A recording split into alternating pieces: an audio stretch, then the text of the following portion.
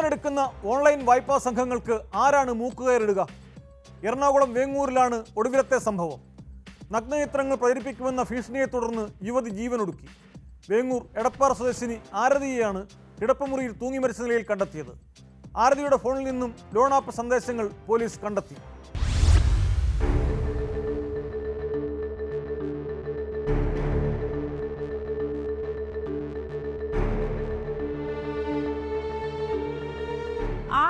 മുൻപ് എറണാകുളം കടമക്കുടിയിൽ ഒരു കുടുംബത്തിലെ 4 പേരെയാണ് ഈ ഓൺലൈൻ ലോൺ എടുത്തതിനെ തുടർന്ന് ആത്മഹത്യ ചെയ്ത നിലയിൽ കണ്ടെത്തിയത്.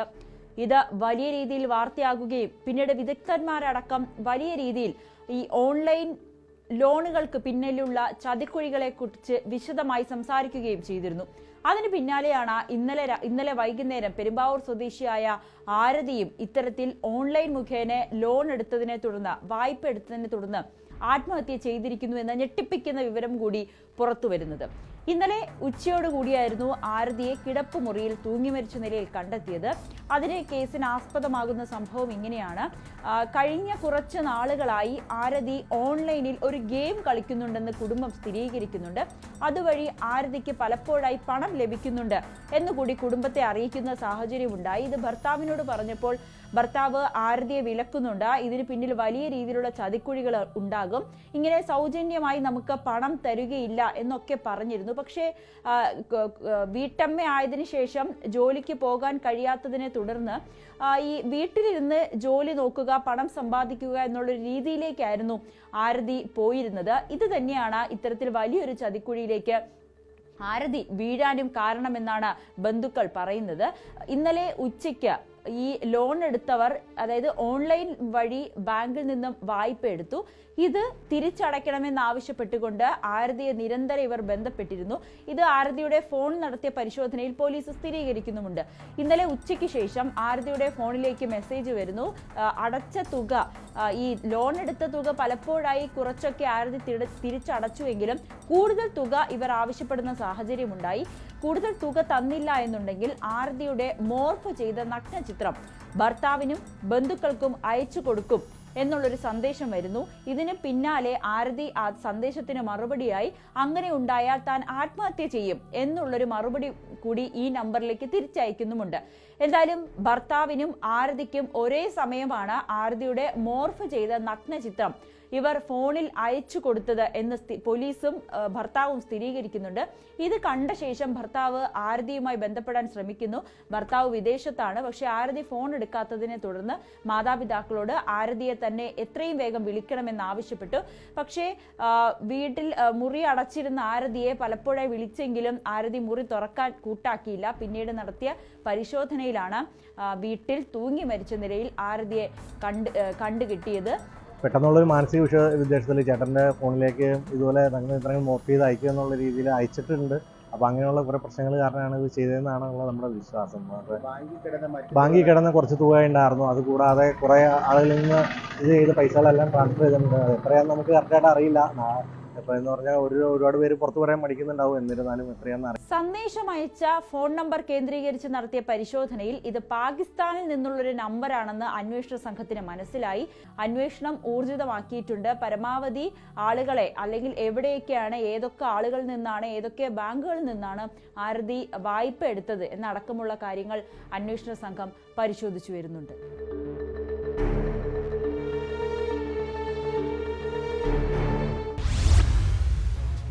സമാനമായ ഒരു കേസാണ് കൊല്ലം ചിതറയിൽ നിന്നുള്ളത്. മൈക്രോ ഫിനാൻസ് സ്ഥാപനത്തിന്റെ ഭീഷണിയെ തുടർന്ന് യുവാവ് ജീവനൊടുക്കിയെന്ന് പരാതി. 29-കാരനായ അരുണാണ് ബന്ധുവീട്ടിൽ തൂങ്ങി മരിച്ചത്. മൈക്രോ ഫിനാൻസുകാർ വീട്ടിലെത്തി ഭീഷണിപ്പെടുത്തുകയും മാനസികമായി പീഡിപ്പിക്കുകയും ചെയ്തതായാണ് കുടുംബത്തിന്റെ പരാതി. സംഭവത്തിൽ കുടുംബം പോലീസിൽ പരാതി നൽകി.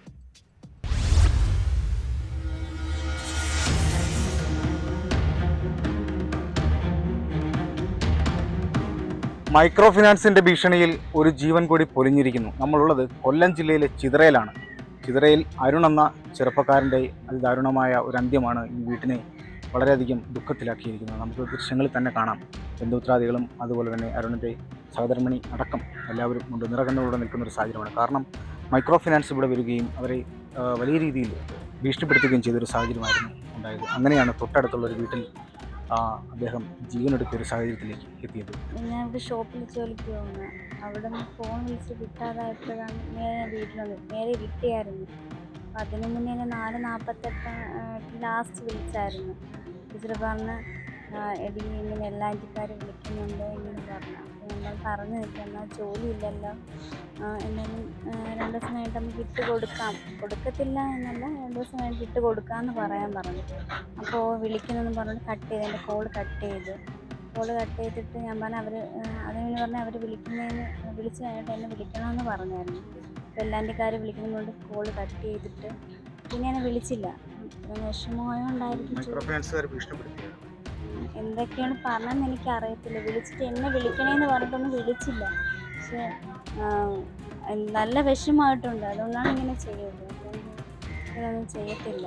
ജനലിൽ കൂടെ നോക്കിയപ്പോൾ ഒരു നിഴൽ പോലെ അവർ കണ്ടു. പിന്നെ വന്ന് അവരെല്ലാവരും കൂടെ കതവ് ചവിട്ടി പൊളിച്ചപ്പോഴും അപ്പം അതിനകത്ത് ഇങ്ങനെ മരണപ്പെട്ട് നിൽക്കുന്നത് അവർ കണ്ടത്. വഴി വിളി കേട്ടപ്പോൾ തന്നെ അമ്മമാർ ഓടിക്കളയും. അവരിന്ന് പയ്യന്മാരെല്ലാം കൂടെ ഓടിയിട്ട് കിട്ടിയത്. എൻ്റെ മോൻ നഷ്ടപ്പെട്ടു പോയി. ഇനി ഒരു കുടുംബത്തിൽ ഇങ്ങനൊരു വേദന ഉണ്ടാവരുത്.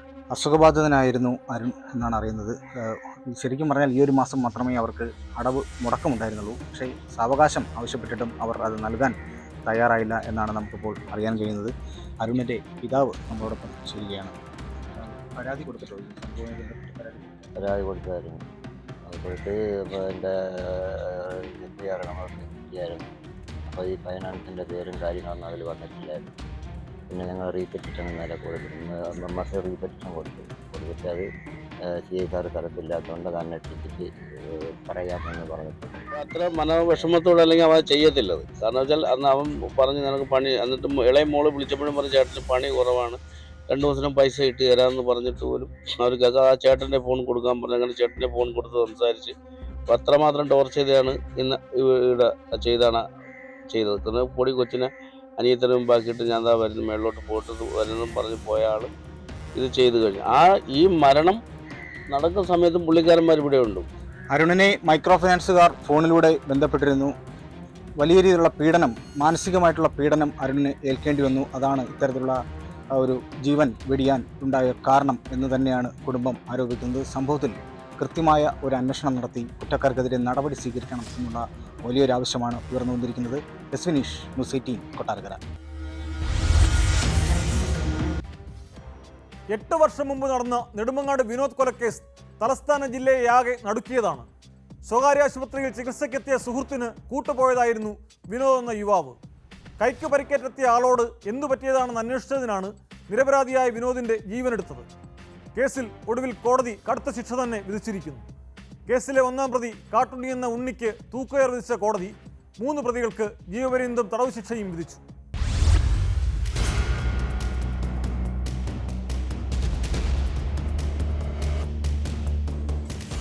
നെടുമങ്ങാട് വിനോദ് വധക്കേസിലെ 1-ാം പ്രതി പരവൂർ സ്വദേശിയായ ഉണ്ണിയെയാണ് കോടതി വധശിക്ഷയ്ക്ക് വിധിച്ചത്.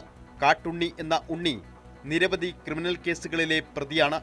ഇയാൾ ജയിലിൽ നിന്നിറങ്ങുന്നത് സമൂഹത്തിന് ആപത്താണെന്ന് കോടതി നിരീക്ഷിച്ചു.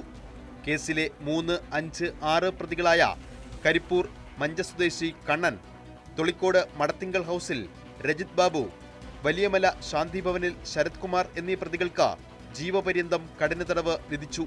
തിരുവനന്തപുരം 6-ാം അഡീഷണൽ സെഷൻസ് കോടതി ജഡ്ജി പ്രസൂൺ മോഹന്റേതാണ് ഉത്തരവ്. ശിക്ഷിക്കപ്പെട്ട പ്രതികൾ 4,60,000 രൂപ പിഴയടയ്ക്കാനും കോടതി ഉത്തരവായി. കേസിലെ 2, 4 പ്രതികളായ പ്രശാന്ത്, ഷിബു എന്നിവരെ വെറുതെ വിട്ടു. വിനോദിന്റെ മാതാവ് ശ്രീകുമാരി, സഹോദരന്മാരായ ബിജു, വിനീത് എന്നിവർക്ക് പിഴത്തുകയിൽ നിന്നും 4 ലക്ഷം രൂപ നൽകണം. കേസിലെ 29-ാം സാക്ഷി അനസ, സംഭവത്തിൽ പരിക്കേറ്റ 1-ാം സാക്ഷി ഷാനവാസ് എന്നിവർക്ക് 20,000 രൂപ വീതം നൽകാനും ഉത്തരവിൽ പറയുന്നു.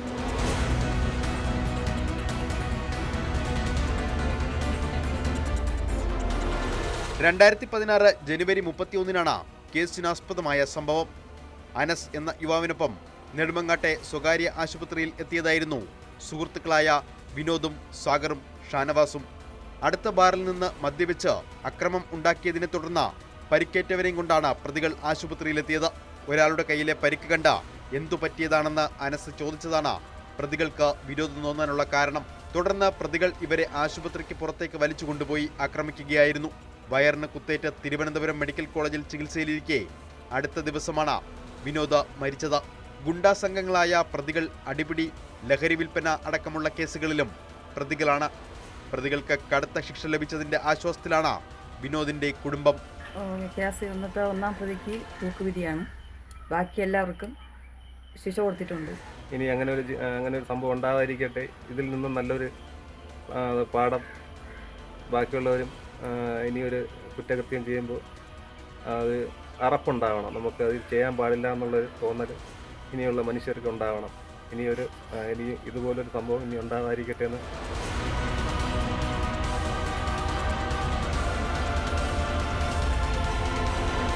ന്യൂസ് 18 നെടുമങ്ങാട്.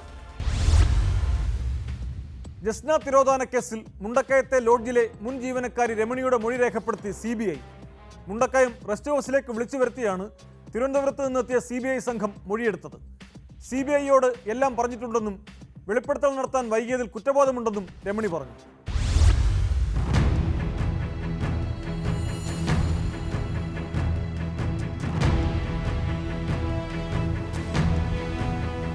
ഇങ്ങനെ ഒരു മൊഴി പുറത്തു വന്ന സാഹചര്യത്തിലാണ് ഒരു അന്വേഷണത്തിലേക്ക് CBI സംഘം എത്തിയത് എന്ന് തന്നെ പറയേണ്ടി വരും.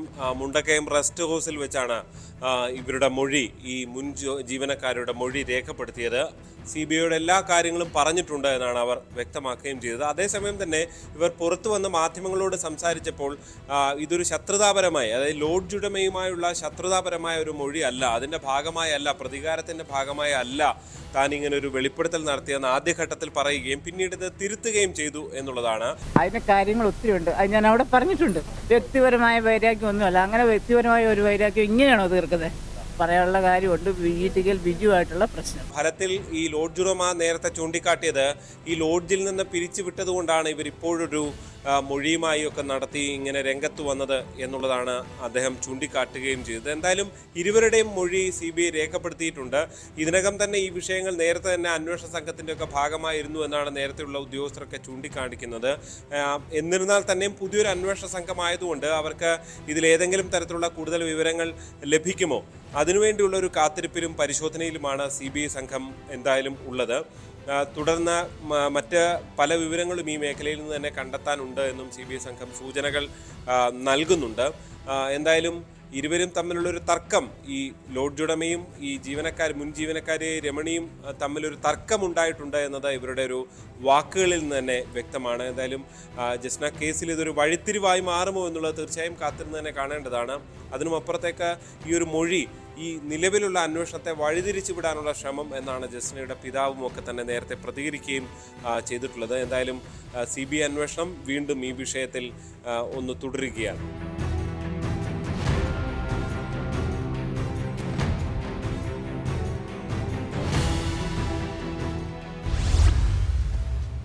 കോഴിക്കോട് എക്സൈസ് ഉദ്യോഗസ്ഥർ എന്ന പേരിൽ തട്ടിപ്പ് നടത്തിയ യുവാവ് പിടിയിൽ.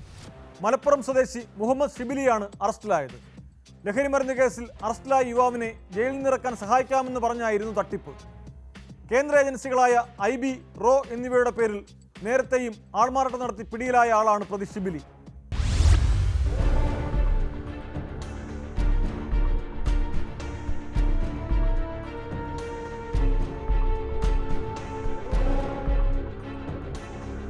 മലപ്പുറം വടക്കുംകര സ്വദേശി മുഹമ്മദ് ഷിബിലിയാണ് എക്സൈസ് ഇൻസ്പെക്ടർ ചമഞ്ഞ് വീട്ടമ്മയിൽ നിന്ന് പണം തട്ടിയെടുത്തത്. ലഹരിക്കേസിൽ അറസ്റ്റിലായ മകനെ വിടുന്നതിനായി 3 ലക്ഷം രൂപയാണ് ഇയാൾ ആവശ്യപ്പെട്ടത്. പലതവണയായി 85,000 രൂപ വാങ്ങിയെടുക്കുകയും ചെയ്തു. പണം നൽകിയിട്ടും മകനെ വിട്ടയക്കാതെ വന്നതോടെയാണ് വീട്ടമ്മയ്ക്ക് സംശയം തോന്നുകയും പരാതി നൽകുകയും ചെയ്തത്. എക്സൈസ് ഉദ്യോഗസ്ഥന്റെ വ്യാജ ID കാർഡ് അടക്കം കാണിച്ചായിരുന്നു തട്ടിപ്പ്. തട്ടിപ്പ് പുറത്താകുമ്പോൾ പണം മടക്കി നൽകി പരാതിക്കാരുമായി ഒത്തുതീർപ്പിൽ എത്തുകയായിരുന്നു ഇയാളുടെ രീതി. നേരത്തെ ഇയാൾ IB ഉദ്യോഗസ്ഥനാണെന്നും അതുപോലെ റോയുടെ ഉദ്യോഗസ്ഥനാണെന്നും പറഞ്ഞ് നിരവധി ആളുകളിൽ നിന്ന് പൈസ അപലപിച്ചിട്ടുണ്ട്.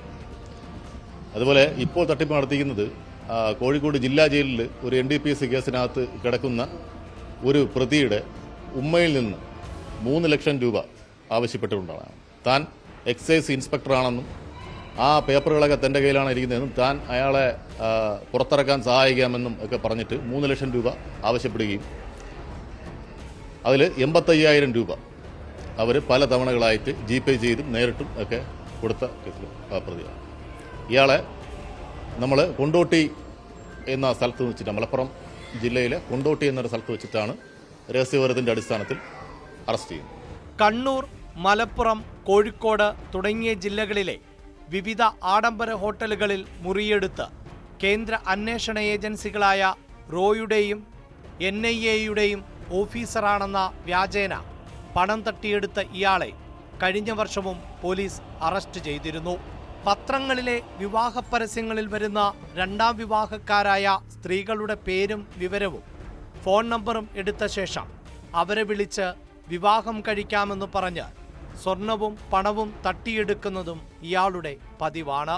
ചുരുങ്ങിയ ചെലവിൽ ഗ്രാനൈറ്റ്, മാർബിൾ എന്നിവ നൽകാമെന്ന് സമൂഹ മാധ്യമങ്ങൾ വഴി പരസ്യം നൽകി ഒട്ടേറെ പേരിൽ നിന്ന് പണം തട്ടിയെടുത്തതായും പോലീസ് പറയുന്നു.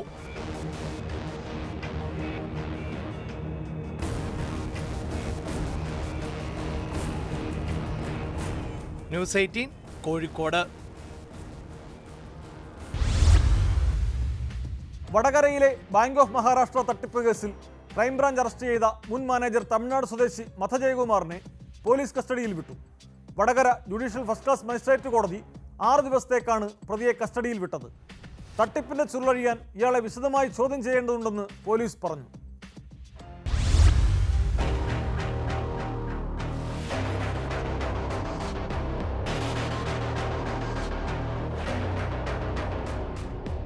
ബാങ്കിലെ പണയ സ്വർണത്തിന് പകരം മുക്കുപണ്ടം വെച്ച് 26 കിലോയിലധികം സ്വർണം തട്ടിയ കേസിലാണ് മുൻ ബാങ്ക് മാനേജറായ പ്രതിയെ അറസ്റ്റ് ചെയ്തത്. തട്ടിപ്പിന്റെ വ്യാപ്തി തിരിച്ചറിഞ്ഞ് വിശദമായ അന്വേഷണമാണ് ക്രൈംബ്രാഞ്ച് നടത്തുന്നത്. കസ്റ്റഡിയിലെടുത്ത ശേഷം പരിമിതമായ സമയമേ പോലീസിന് ജയകുമാറിനെ ലഭിച്ചിരുന്നുള്ളൂ. സ്വർണം എവിടെയെന്നതടക്കമുള്ള നിരവധി കാര്യങ്ങൾ തെളിയേണ്ടതുണ്ട്. ബാങ്കിലും മറ്റുമായി വരും ദിവസങ്ങളിൽ തെളിവെടുപ്പിന് പ്രതിയെ എത്തിക്കും. സ്വർണത്തിന് പകരം വെച്ച വ്യാജ സ്വർണം പോലീസ് കഴിഞ്ഞ ദിവസം കസ്റ്റഡിയിലെടുത്തിരുന്നു.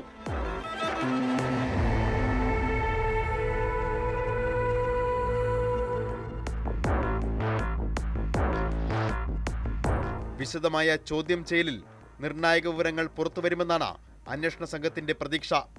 മറ്റ് സഹായങ്ങൾ ഇയാൾക്ക് ലഭിച്ചിട്ടുണ്ടോ എന്നും പോലീസ് സംശയിക്കുന്നു. CCTV ദൃശ്യങ്ങൾ കണ്ടെത്താനുള്ള നടപടികളും ക്രൈംബ്രാഞ്ച് തുടങ്ങിയിട്ടുണ്ട്. അതേസമയം 3 കോടി രൂപയ്ക്ക് മുകളിലുള്ള തട്ടിപ്പുകൾ CBIക്ക് റിപ്പോർട്ട് ചെയ്യണമെന്ന ചട്ടം ഉള്ളതിനാൽ അത്തരം അന്വേഷണത്തിനുള്ള സാധ്യതയും നിലനിൽക്കുന്നു.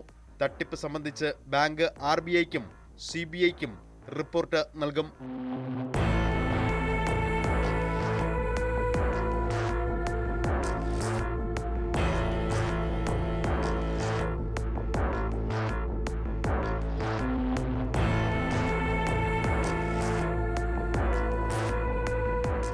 ന്യൂസ് 18 വടകര.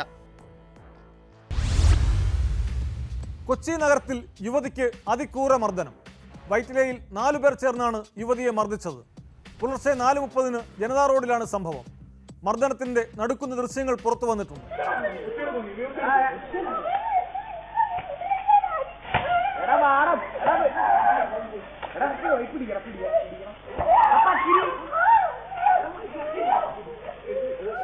യുവതിക്ക് പരാതിയില്ലാത്തതിനാൽ കേസെടുക്കാനാകില്ലെന്നാണ് പോലീസ് പറയുന്നത്. കാരണം എന്തുതന്നെയായാലും ഇത്തരം അതിക്രമങ്ങൾ പ്രോത്സാഹിപ്പിക്കേണ്ടതല്ല. ഇന്നത്തെ പോലീസ് പട്രോൾ പൂർത്തിയാകുന്നു. നമസ്കാരം.